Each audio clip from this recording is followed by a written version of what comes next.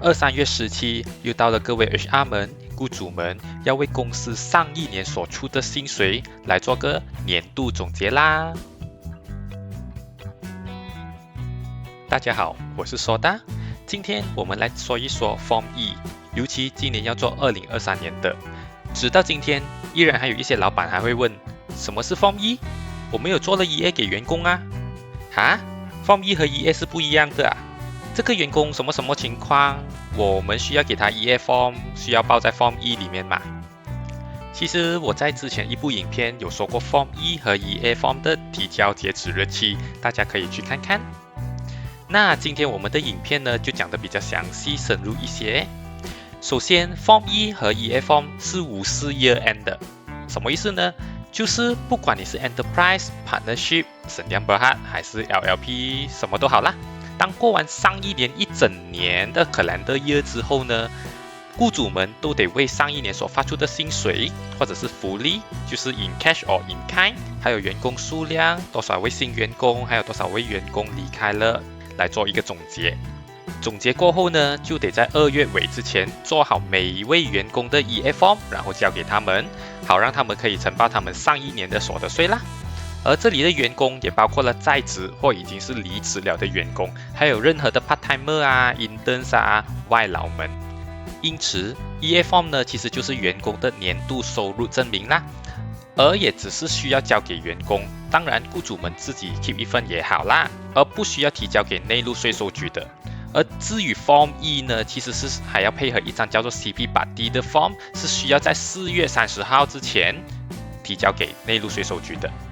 我们先来看 Form E， 除了填上公司的基本资料之外，就是名字啊，还有那个 reference number 之外，还有就是 e-number。还没有注册 e-number 的呢，可以来到 MyTax 的 e-Daftar 这里注册。点击进去之后呢，你就选择这个 Jenis Pembayar Cukai， 选择 Majikan， 选择一个 rujukan， 然后再填上 number rujukan， 然后填上你的 email 还有电话号码，然后按 search。基本上呢，它就会出现这一个画面了，然后你就可以按 e-Daftar， 然后就填写你的资料，然后注册你的 e-number。还没有注册的呢，尽快去注册吧，毕竟需要时间去 approve 的。回到 Form E 这里，其余的都是公司的基本资料。再来就是第13部分的 CP8D， 等下我会解释这个 CP8D 的内容。但这里要给大家看的就是，如果你之前有 submit 过 Form E 的话啦，2023年的 Form E 跟以往不同的就是，以前的可以用 pen drive 或者是 email 给 LHDN， 而今年只是显示2个，要么就是用官网的 MyTax 来填 e-Data Privacy e-CP8D， 要么就是如果你是 sole proprietor、partnership、Hindu、joint family 或者 deceased person estate 啦，它这里有写了。只要没有员工就不需要缴 CP8D， 这里可以选择 Exempted。换句话说，如果你是Sdn Bhd、LLP 或其他没有提及的，都要缴 CP8D， 即使没有员工都要填 Director 的资料，然后全部数字放0这样子。然后就是 Form E 的重点，就是 Part A 这一部分，其实就是告诉内陆税收局，在去年12月31日这一天，这个公司还有多少位员工，包括当天 last day 的，这一年里有多少位员工中 PCB 啊，有多少位新员工，多少位员工已经离职了的，而离职了的员工有多少位已经离开马来西亚了，而这部分有没有提交给内陆税收局，而这些就是看你公司平时有没有做好 CP21、CP22、CP22A 之类的啦。再来就是刚才所说的 CP8D， 今年的 CP8D 不同以往的可以一起提交，今年是分开交的，而今年新加了一些 compulsory 要填的资料，比如说这些员工是什么 status 的，是管理层，是固定员工，是散工，是学徒，或者是其他。然后还有很多人吐槽和疑问的就是 direct persaraan 或者是 tamat contract，就是这位员工几时 resign， 或者是他的 contract end。如果那位员工已经离开了，或者是知道要几时离开的话呢，填下去那无妨。可是那些还在工作的员工或者 directors， 你问我们他们几时 resign， 我明天下午吃什么我都还没想到啦。所以之前有看过有人发问过官员，他们的回答是，那就填60岁退休时的日期吧。那么如果超过60岁的呢？那就填下一年2024年吧。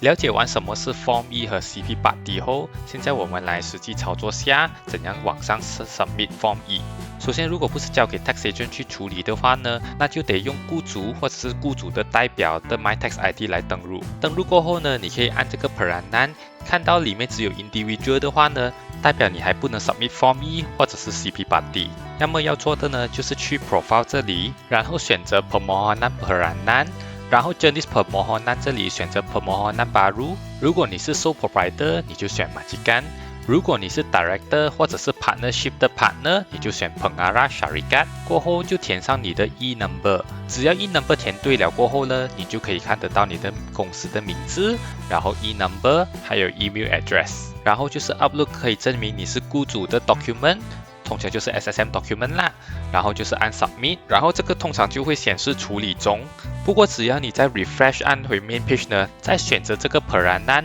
然后看得到 Majikan 的话啦，那证明你已经成功了。接下来要做的呢，就是你选择那个 Majikan， 然后按那个 Perkhidmatan EZ Hasil， 然后你就可以看到这个 E-Data Privacy ECP8D 这一个了。点击它后，你就可以看得到 Profile Majikan。就是你的公司的资料啦，然后你选择这个 Pengemuka 按 CP8D， 如果你有 Payroll Software， 可以把你的 CP8D generate 成 Income Tax 要的 Tax File 呢，就是长成这样子的。遮掉的部分呢，就是名字啊、IC、Income Tax 号码之类的啦。那你就选择这一个 Upload 啦。如果你没有，那你就只能选择上面这一个，然后选择年份后，把你公司里的员工资料一点一点的填进去。包括薪水啊，任何的津贴啊，任何的收入啊，全部就是这样子填进去。如果你公司里有很多员工的话，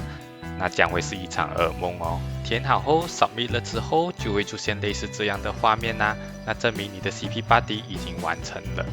那接下来呢，就是 Form E 的部分了，就是选择 Perkhidmatan EZ Hasil， 然后选择 E-Filing，